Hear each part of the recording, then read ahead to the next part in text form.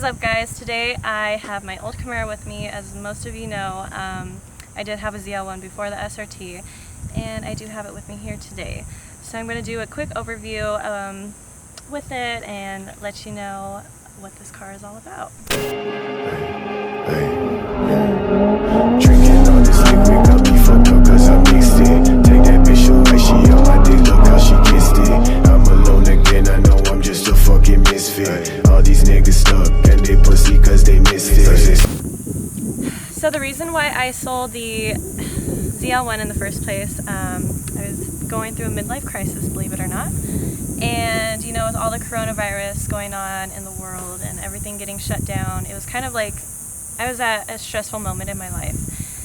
So I thought it was a good idea to trade in my ZL1 for the Hellcat, which I ended up doing, but you know, in the long run I don't really regret it, but I do regret it, if that makes sense. I regret selling the ZL1 because, you know, it was a head turner. I did catch a lot of attention driving it.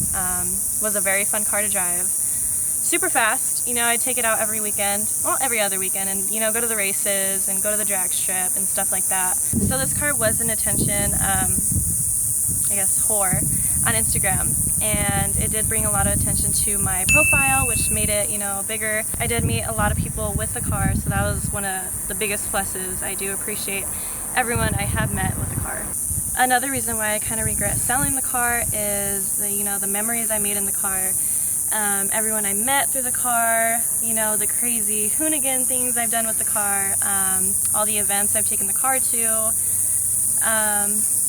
just everything in general. I took this car to different states. I used to drive it, you know, 10 hours at a time and go to Texas or California or even Arizona when I didn't live here. So, you know, this car has a ton of memories. So even though I do not own this vehicle anymore, I am very grateful and blessed to have it here with me today and be able to talk about it with you guys. So I miss my ZL1 so much, I am considering buying it back and owning the Hellcat plus the Camaro. So we'll see, we'll stay tuned for that. So when I sold the car, I did take off a couple of the mods just because I was able to get more money for it than I would, you know, just straight trading the car. So most of the mods I did put on the car aren't on the car now, but I'll show you what's still on it. Okay, so next I'm going to talk about the mods. I did have more mods on it before I sold the car, but obviously I took them off to get more value out of it, I guess you could say. But first off, the car is gloss black underneath the wrap. So I did have a satin gray wrap on it before the satin black. So the next thing I had put on the car when I had it was the wheels. They are BC forged track wheels. Absolutely love them. Obviously they're a little dirty right now because the car does have Brembo brakes on them. And as most of you know, Brembo brakes do let off a lot of brake dust. So the next thing is the wing. None of the other, you know, base models or SS's or even the base model ZL1s come with the wing. It is fully carbon fiber, so that's a plus. I think it retails for over like $1,800 online, so you know, it is a pricey wing if you do want to buy it and put it on your SS or any other type of Camaro. The only thing I have done to the exhaust is an X-pipe, and I have long tube headers, so it is obnoxiously loud, which I absolutely loved about this car. Let's open up the engine bay. Little WD-40. So moving on to performance mods. Like I said, I do have long tube headers on it. Obviously the Rotofab intake. I did have an upper pulley, lower pulley on it, as well as an E85 package. So overall, the car is pushing around, you know, the 700s, low 700 horsepower to the wheel, of course, not to the crank. But other than that, yeah, that's all I had on performance-wise. So I did upgrade my suspension. I do have coilovers on it. Versus, you know, it was either between coilovers and springs. I do like coilovers better. The ride is better, I believe. I was going to bag the car, but obviously I never got the chance to, unfortunately.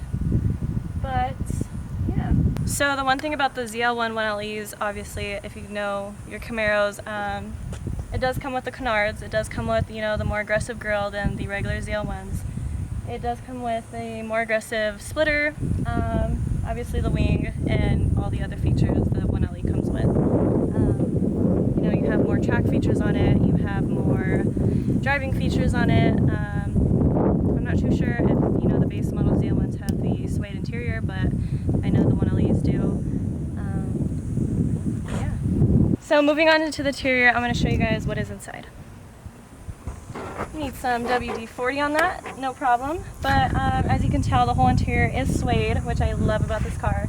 The steering wheel is suede, all your panels are suede, your seats are suede, shift knob is even suede. You do have a nice touchscreen on there, huge vents, air conditioning comes in handy with those big old vents. The one thing that I do not like about the ZL1 versus my Hellcat is the size of the steering wheel. The Hellcat steering wheel is more, I guess you can say, it's bigger, it's more comfortable to hold on to.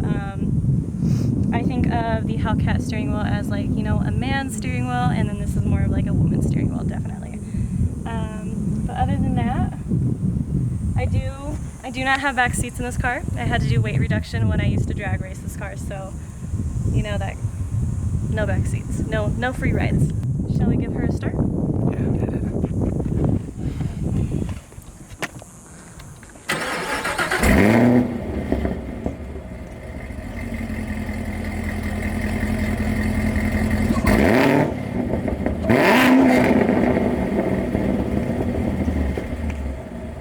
Thank you guys for watching today. If you enjoyed the video, please hit that like and subscribe button. And if you think I should buy the ZL1 back or buy another ZL1 in general, make sure and comment down below. Stay tuned for next video. I am going to be bringing the two cars together, the SRT and the ZL1 together, to kind of talk about them both and give my reasons on which is my favorite and stuff like that. So stay tuned for that video.